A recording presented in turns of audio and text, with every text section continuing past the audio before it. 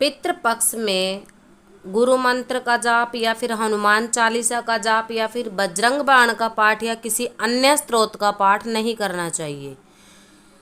क्योंकि अगर हम पितृपक्ष में देवी देवताओं का पूजन करता है तो हमें दोष लगता है। जय माता की सभी संगत को। ये सवाल बहुत भाई बहनों के मन में रहता है और जो दरबार से कुछ जुड़े हैं लोग संगत, उनके भी सवाल रहते हैं कि क्या पितृपक्ष में हमें पूजा करनी चाहिए। जैसे हम प्रतिदिन जोत जगाते हैं माता रानी की, और प्रतिदिन जो हम गुरु मंत्र का जाप करते हैं, क्या उसका जाप हमें करना चाहिए या फिर हमें देवी देवताओं की सेवा छोड़ देनी चाहिए। क्योंकि जैसे गांव में हम रहते हैं, गांव के आधार पे लोग कह देते हैं कि ये जड़ते बढ़ते दिन होते हैं, यानी कि पितृपक्ष के दिन होते हैं। बच्चे मैसेज भी करते हैं कि क्या हम नए वस्त्र सिलवा सकते हैं पितृपक्ष में, या फिर नया कोई जैसे कपड़े वगैरह खरीद सकते हैं, या फिर जैसे हम नवरात्रि में अब माता रानी की सेवा करेंगे तो क्या उनका सामान हम पितृपक्ष में लेकर के आ सकते हैं। बहुत सारे सवाल होते हैं, तो इन सभी विषयों पे वीडियो में चर्चा करेंगे, तो अंत तक बने रहें।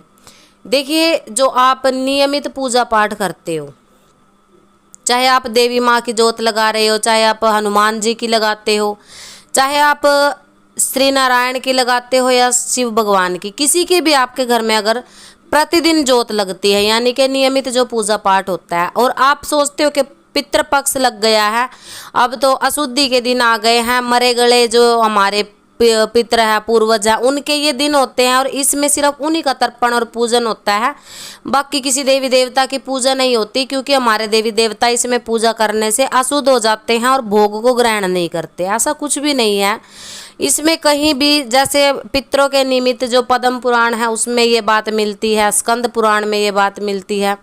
क्योंकि काफ़ी समय से शास्त्रों को पढ़ने में हम भी समय व्यतीत कर रहे हैं, किसी भी शास्त्र में ऐसा नहीं लिखा गया है कि आप दैनिक पूजा पाठ अपना बंद करें।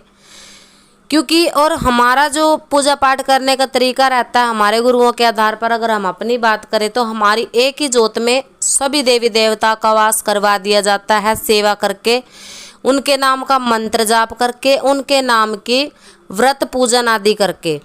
तो उसी जोत में देवी रहती है, उसी जोत में पितर रहते हैं। तो अब पितृ पक्ष में ही आप अगर जोत नहीं जलाओगे तो आपके पितरों के तक जो आप दीप दान करते हो, जो आप उनका नैवेद्य जो भी आप अर्पण करते हो, चाहे 5 पतासे दे रहे हो, चाहे खीर, चाहे सूखी रोटी, वो उनको भोग नहीं मिलता, केवल श्राद्ध के दिन ही मिलता है। अब श्राद्ध के दिन तो उन व्यक्तियों का श्राद्ध आप कर देते हो जिनका आपको पता है कि आज इनका श्राद्ध है। जिनका श्राद्ध आप नहीं जानते हो, आपके दादा का हो सकता है, दादी का हो सकता है, या फिर कोई ऐसा छोटा बच्चा भी आपके घर का हो सकता है ऊत, जिसका आपको दिन मालूम नहीं है, या आपको ये नहीं पता है कि इस दिन किसका श्राद्ध, अगर भूले या बिसरे किसी का भी श्राद्ध हो तो आपको 16 दिन प्रतिदिन पूजा जरूर करनी चाहिए। और रही गुरु मंत्र की बात, तो गुरु मंत्र तो हमेशा से ही सफलता की कुंजी माना गया है।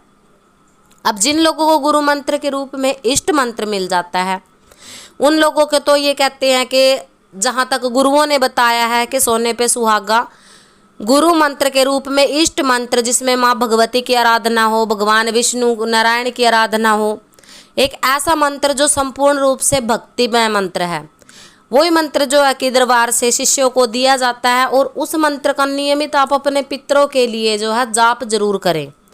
क्योंकि अगर पितरों के लिए आप गुरु मंत्र का संकल्प लेकर के जाप करते हो कि मैं जितना जाप भी करता हूँ मेरे पितरों को ये समर्पित हो, तो आपके पितरों जो अधम योनि में पड़े हुए हैं या फिर जो प्रेत योनि में पड़े हुए हैं, या फिर उनका अगर कोई पीड़ा है, कोई कष्ट है, तो उनके कष्ट निवारण के लिए जो भी गुरुमुखी लोग हैं जिनके पास गुरु मंत्र है, कोई भी मंत्र आप जाप करते हो, स्तोत्र का जाप करते हो, हनुमान चालीसा का जाप करते हो, या बजरंग बाण का जाप करते हो, दुर्गा चालीसा, काली चालीसा, कुछ भी अगर नियमित आप पाठ कर रहे हो या फिर किसी चीज़ का जाप कर रहे हो जिसको आप सिद्ध करने की कोशिश करते हो, उसी का पाठ आप पितृ पक्ष में अपने पितरों के निमित्त करिए। क्योंकि साल भर तो आप अपने लिए करते हो कि हमारे घर में खुशी आए, हमारे घर में बरकत हो, हमारे ऊपर से तंत्र बाधा हट जाए, हमारे अंदर के भंडार भरे रहे, या फिर हमें शक्ति मिल जाए, या फिर हमें सिद्धि मिल जाए, अपने लिए करते हो। तो 16 दिन आप अपने पितरों के लिए करो।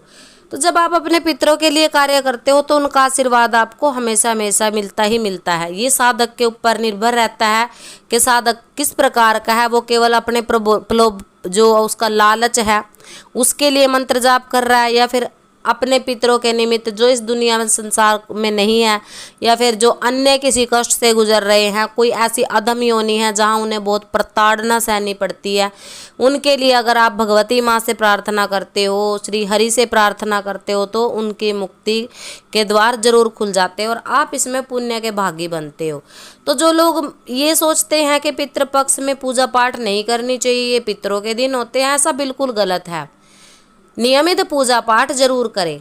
पूजा पाठ कब बंद होती है? जब आपके घर में किसी की मृत्यु हो जाए, सूतक लग जाए, तब आपको पूजा पाठ जरूर बंद करनी पड़ती है कुछ समय के लिए, क्योंकि जब तक उनके नाम के जो ब्राह्मण वगैरह नहीं बिठाए जाते, घर में शुद्धिकरण नहीं किया जाता, तब तक आप जोत नहीं जलाते, पूजा पाठ नहीं करते, क्योंकि सूतक के समय में जो देवियाँ होती हैं वो पूजा पाठ ग्रहण नहीं करती हैं।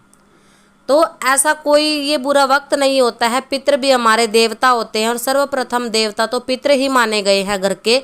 अगर पितृ ही आपके प्रसन्न नहीं हैं, रुष्ट हैं, या फिर किसी पीड़ा से जूझ रहे हैं, किसी अधम योनि में, प्रेत योनि में वो कष्ट पा रहे हैं, तो आपको उनके लिए जरूर प्रयास करने चाहिए, उनके लिए श्राद्ध भी जरूर करें।